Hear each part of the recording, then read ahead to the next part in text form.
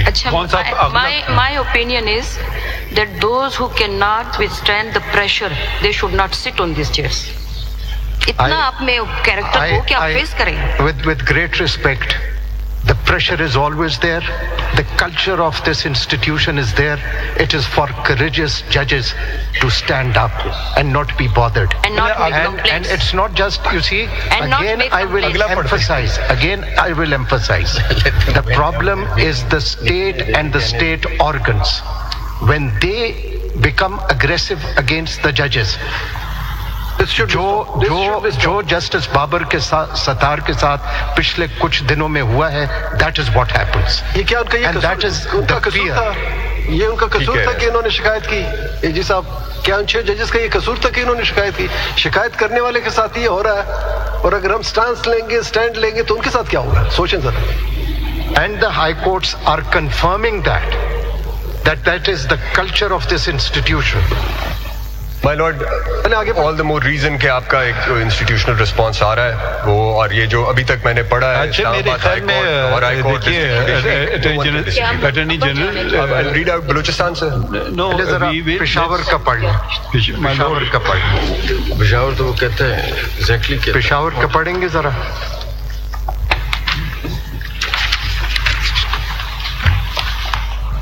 I think you start with page 2. शुरू में तो ऐसे ही. जी. At this juncture, CTT वगैरह. और ये भी देखें ना, इसमें एक चीज जरा distinctions दिमाग में रखते जाएं. There are number of things that are happening. There could be a threat perception, there could be a threat, there could be interference. Judge might not succumb to it, but there is pressure. Yes. Please इसको जरा distinction रखें. एक है कि किसी को touch ही नहीं करते बिकॉज दे नो इसको फर्क ही नहीं पड़ता. किसी को ट्राई करे, टच करे, and he does not succumb, but there is constant pressure on his mind. इसलिए ये पढ़ेंगे तो ये आपको पेशावर से भी पता चलता है. ये जरा गौर से पढ़ेंगे, दिस अलार्मिंग जो उन्होंने बातें की, ये बहुत सीरियस है. बहुत सीरियस. पढ़ें जरा. आप इस तरह करें, इधर पेज 2 से पढ़ें, उधर से शुरू होता है सारा. पेज 2 सही है. Similarly, the Supreme Judicial Council has the mandate under Article 209, Clause 8 of the Constitution to issue a code of conduct to be observed by judges of the Supreme Court and of the High Courts. The latest instrument in this regard issued by the Council is a notification dated 2/9/2009, which was amended by the notification dated 4/3/2024 code. The code does not envisage any role of the Chief Justice of the respective High Courts to ensure alleviating the apprehension or complaint of any judge of the High Court when he receives any threat or influence from the executive or any organ of the executive relating to his judicial functions.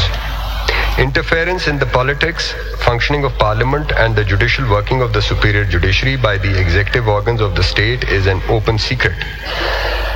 Some of the participants, judges, have expressed and shared the trauma which they underwent due to interference by the intelligence agencies when some political cases came up for hearing before the bench, which was presided over by them. They have also complained about the direct approach to them by the members of intelligence agencies seeking favor in decision of political cases. However, when the matter was decided impartially, they received light threats through non-state actors from the neighboring country Afghanistan. The matter was also discussed with the Counter-Terrorism Department with no progress. Similarly, this fact was also brought into the notice of all concerned at the highest level. What do you say about this? This is alarming. This is very alarming. आगे पढ़ें. Yeah. Very. No, you can't. They cannot learn. Not only just alarming. आगे पढ़ लेते हैं ना. Let's finish it. Otherwise, we'll never finish the proceedings. जी आगे पढ़ें. At this juncture, we may refer to the judgments of the Apex Court in the case of Asghar Khan and Suo Moto case number 7. आगे उन्होंने सिर्फ judgement पढ़ने देना.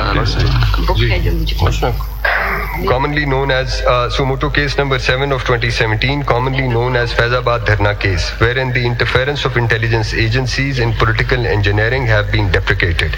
Some of the portions of the judgments for ease of reference are reproduced. The Directorate of the Inter-Services Intelligence was established during the premiership of Mr. Liaquat Ali Khan. The Directorate's first head, designated as the Director of Intelligence, was Brigadier S. Shahid Hamid. With very limited resources, the Directorate had managed to fulfill its assigned responsibilities, and it did so professionally and by strictly adhering to its prescribed mandate as disclosed to us, which did not include either politics or the media. The newly founded state of Pakistan, which included the then East Pakistan, quickly rose in stature and gained a place of respect in the Committee of Nations. When institutions stay within their designated constitutional boundaries and there is an effective system of check and balance, citizens stay safe and the state prospers. The trouble starts with self-proclaimed saviors, who must be reminded that sovereignty belongs to Almighty Allah alone and the authority to be exercised is a sacred trust.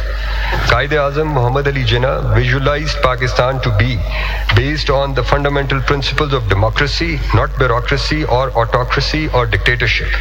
We must hold steadfast to the Constitution and the ideals of our leader. Para 47 of the judgment passed by the Apex Court in SMC 7 of 2017. Para 45 of the same judgment reads, pursuant to the judgment in Air Marshal Asghar Khan's case, the involvement of ISI and of the members of the armed forces in politics, media, and other unlawful activities should have stopped. Instead, when TLP's Dharna participants received cash handouts from men in uniform, the perception of their involvement gained traction. The Director General of the Inter-Services Public Relations, ISPR, has also taken to commenting on political matters. Within brackets, history will prove the 2018 general elections were transparent. The armed forces and all intelligence agencies manned by the personnel of the armed forces, including ISI, military intelligence, and ISPR, serve Pakistan and thus all its citizens. They must never be perceived to support a particular political party, faction, or politician. If any personnel of the armed forces indulges in any form of politicking or tries to manipulate the media, he undermines the integrity and professionalism of the armed forces. The duties of the armed forces are clearly spelled out in the Constitution. They shall, under the direction of the federal government, defend Pakistan against external aggression or threat of war and, subject to law, act in aid of civil power when called upon to do so. We must not allow the honor and esteem due to those who lay down their lives for others to be undermined by the illegal actions of a few. Brackets close.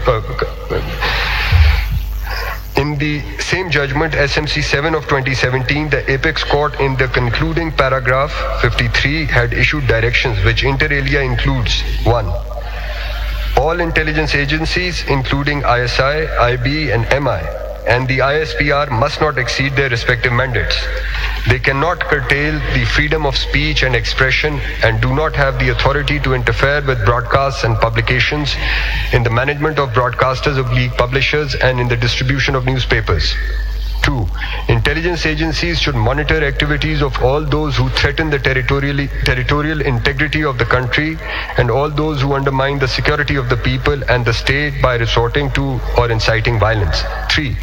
To best ensure transparency and the rule of law, it would be appropriate to enact laws which clearly stipulate the respective mandate of the intelligence agencies.